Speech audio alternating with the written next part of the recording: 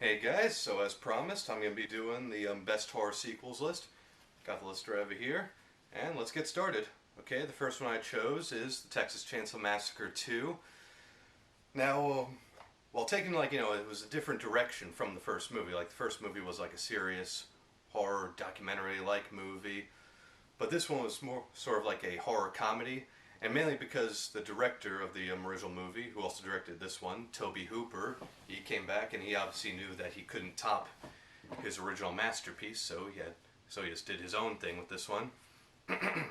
So like this one was just just a fun little sequel. I mean, it was I really did like Bill Moseley as Chop Top in this one. He was like the best character. He stole the show.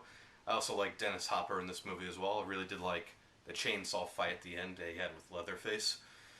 Yeah, so it was a pretty good sequel. And the next one I chose is Amityville 2: The Possession, which is technically a prequel to the first Amityville horror movie. So I really liked how this one was like based on like the DeFeos. I mean, of course they changed their name in the movie because it wasn't 100% their story. So I really liked the how it was like based on that story about the DeFeos, how like the kid murdered his family. I did also like how the possession stuff in this one. Like I liked how the character got possessed. I also liked the practical effects as well. Like, of course, it was like something that was like, kind of like a problem with the movie is that it's like set in the 70s. However, it has an 80s feel to it because like the main characters listen to like a Walkman, something that wasn't around in the 70s that came around in the 80s. But I feel though that they knew that they were doing an 80s feel to it though. Next one I chose is Final Destination 5. And in my personal opinion, this is actually the best out of the entire series. Yep, I liked it more than the first Final Destination. So I really liked how this one returned the series back to its roots. Or it brought back the darker tone instead of the comedy tone as the fourth one had. I did like the characters in this one. I also liked the visual effects because heck, the director of it was a he did the visual effects on Avatar, so that's saying something right there. So he's a pretty good visual effects supervisor. And like I also liked the death scenes. This one they were pretty creative, and I also liked how Tony Todd had a bigger role in this one. And the next one I chose is Bride of Reanimator, and I liked how Jeffrey Combs returned as Dr. Herbert West, as well as also a couple people from the first movie returned. I liked the practical effects. That was something that the Reanimator series always had going for it. Even the third movie, which had just a little bit of CGI in it, but it had some pretty good practical effects in it as well. And like I liked how it had a Bride of Frankenstein like feel to it. So it was a good sequel, not as good as the first one, but it was good. Another one I put on here is Jaws 2. And as I said in the other video, the worst horror sequels video, is that Jaws was a good movie as it was. It didn't need any sequels. It was like the first movie was perfect. It didn't need a sequel. But as a little cash grab, we got a sequel, and actually 3 sequels. And so while Jaws 2 didn't capture the same suspense of the first movie, but I'm assuming they just didn't want to do the same suspense because it's sort of like, it's a shark now, so might as well just show the shark. But I did like how Roy Schneider returned as Chief Brody. He returned, and also the actress played his wife also returned. I liked that. I also liked, of course, they played the original music, the old dun dun dun. So it was a good sequel, not as good as the first one, but pretty good, worth seeing. Another one I also chose is Phantasm 2. Now I'm a huge fan of the Phantasm series.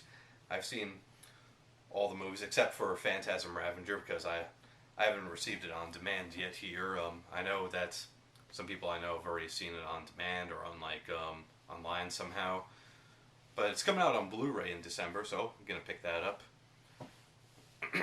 Anyway, so back to this. Phantasm 2, I really did like how in this one Mike and Reggie from the first movie basically team up and like go hunting for the tall man. Basically it's like all out war against the tall man in this one. I really did like that scene where Reggie was having that chainsaw fight as well. I also really liked the ending, and like I did like Phantasm 3 as well, but not as much as Phantasm 2. And Phantasm 4 I didn't really care for so much. It was okay, but I really did like Phantasm 2. It was the best Phantasm sequel, not the best Phantasm movie overall though. Next one I chose is Fright Night Part 2. This is the sequel to the original Fright Night. So, I really liked how William Ragsdale returned as Charlie Brewster and Roddy McDowall returned as Peter Vincent. And I really also liked the monsters in this one. There was a vampire on rollerblades, a bug eater, a werewolf, and also the main vampire, which is the sister of Jerry Dandridge, the main vampire in the first movie. And as I've said before in like some other videos, that when I first saw Fright Night Part 2, I didn't care for it so much, but I didn't hate it though.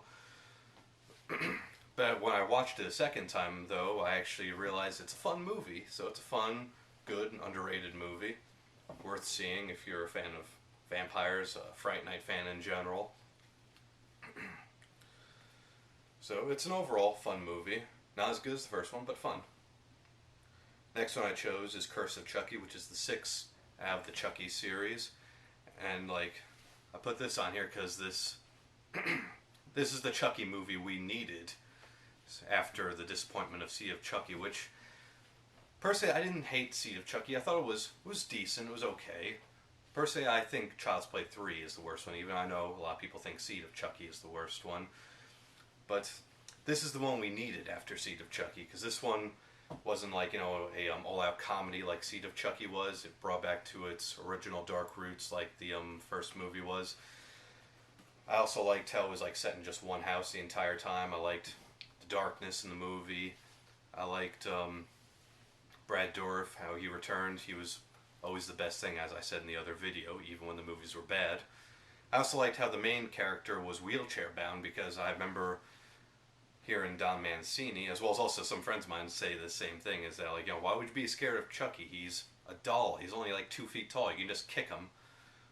And so this actually gives a bit of an advantage right here, so you can't really complain about that. So the main character is wheelchair bound, so she can't kick Chucky. And so overall it's the best Chucky sequel. Next one I chose is Psycho 2. And this may have been an unnecessary sequel to an Alfred Hitchcock classic, but it was no Birds 2, I'll say that. This was actually a pretty good sequel. I mean, like, I really did like how Anthony Perkins came back as Norman Bates. He was like the best thing in the movie. He was good in that role, as he always was. And I also did like how it brought back like mystery to it, so it wasn't like a generic 80s slasher movie. And like, I also do like continuations from the first movie, like letting Norman Bates out of the mental institute that we saw him in at the very end of the first movie. So it was like, a good movie. I mean, like, of course, like, it did like, do the usual sequel stuff, like, showing all the, like, the carnage and whatnot, the gore, blood. So like, unlike the first one, it didn't really show much.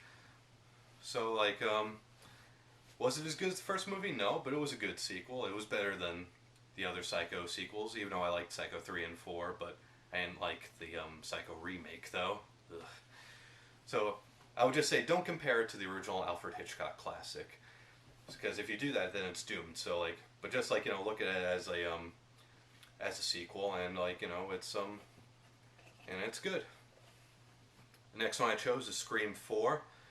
So this, in my opinion, is the best Scream sequel, not the best Scream movie in general, though, because the thing about the first Scream is you can't top that one. So I really did like how this one brought back, of course, the original cast brought back Neve Campbell, David Arquette, and Courtney Cox. They all reprised their roles respectively. And this, unfortunately, was Wes Craven's last movie he ever directed. May he rest in peace.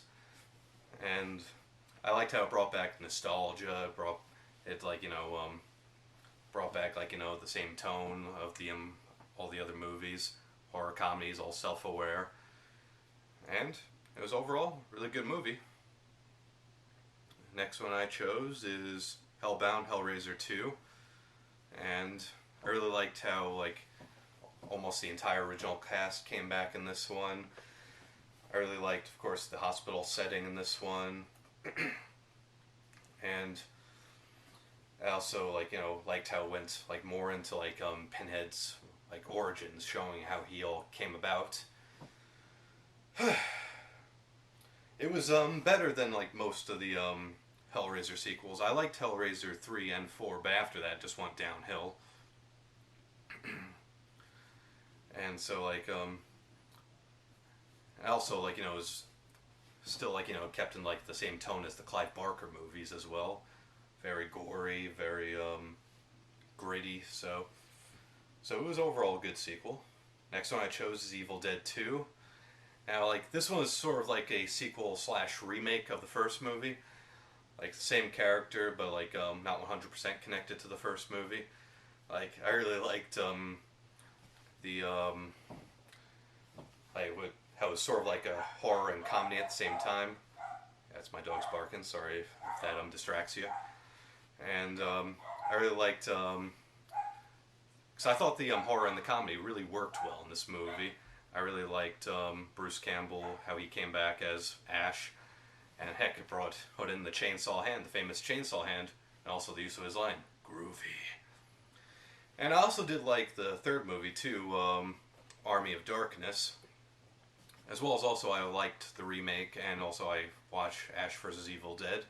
So this is one of the best horror sequels of all time. Next one I chose is Friday the 13th Part 3. And I know you can make an argument that maybe the fourth movie was better, or the second movie was better, or even the sixth movie was better. But I actually liked this one like a lot more because this actually introduced Jason's famous hockey mask. So it's the first time Jason ever wore his hockey mask.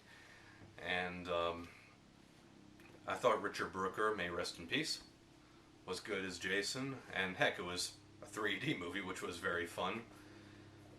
So, and heck, this is actually the first Friday the 13th movie where they never say the word Jason, so that's actually pretty interesting right there. Yeah, so maybe it's probably not the best to have like a lot of people's opinions, but I think it's actually worth putting on this list because, as I said, it introduced the famous Jason look that continued throughout the entire series. Alright, so the next one is Halloween 2. It's kind of funny, I'm wearing a Halloween 2 shirt right over here. Like, I liked this one out of the Halloween sequels because I liked how this one picked up right after where the first movie ended. I liked how it was set in a hospital. I also liked how the original cast, like how Jamie Lee Curtis, Donald Pleasence, Charles Cyphers, also the actress played the nurse. Forgot her name, unfortunately. They all returned, even though a couple of them were only in it for a little bit. So I liked how it continued right where the first movie ended. So, and also like I liked how basically it gave it closure as well because I didn't think there needed to be any sequels after this one. Okay, and the next one is Nightmare on Elm Street 3, Dream Warriors. Like, I thought this is the best out of the Nightmare on Elm Street sequels. Like, basically all the kids on Elm Street are in mental institutes, and all of them have to like go in their dreams to fight Freddy. I also liked how Heather Langenkamp and John Saxon from the first one came back. Like, it started like going a bit of a comedic direction, but the comedy stuff I actually thought worked a bit, like because it wasn't all out comedy. When it was funny, it was funny. When it was serious, and it all worked. So it was overall very fun. And the very last one I'm going to mention, I actually consider to be like the best horror sequel ever right here, and that is the original Dawn of the Dead. Like, this, in my opinion, is George Romero's best movie, the best out of the Dead series. Like, I really liked how in this one it was all set in a mall, and I liked how I liked the characters in this one. Like, the characters are very likable. I also liked how kind of gave like the zombies a little more personality as well. How like we find out that some of their memories are intact, and that's why some of them are going to that mall, because they have some memories when they used to go to that mall a lot. I also liked the looks of the zombies in this one. I liked the zombie kills in this one. And heck, use the famous line, when there's no more room in hell, the dead will walk the earth. Like, that's actually one of the best lines, said by Ken Foree himself. So, I also really did like the music as well, I should also mention. So, overall, it was like, the best zombie movie in my personal opinion. And best horror sequel ever. Alright. And that's wraps it up for this video, so thanks for watching. More videos to come. See you later.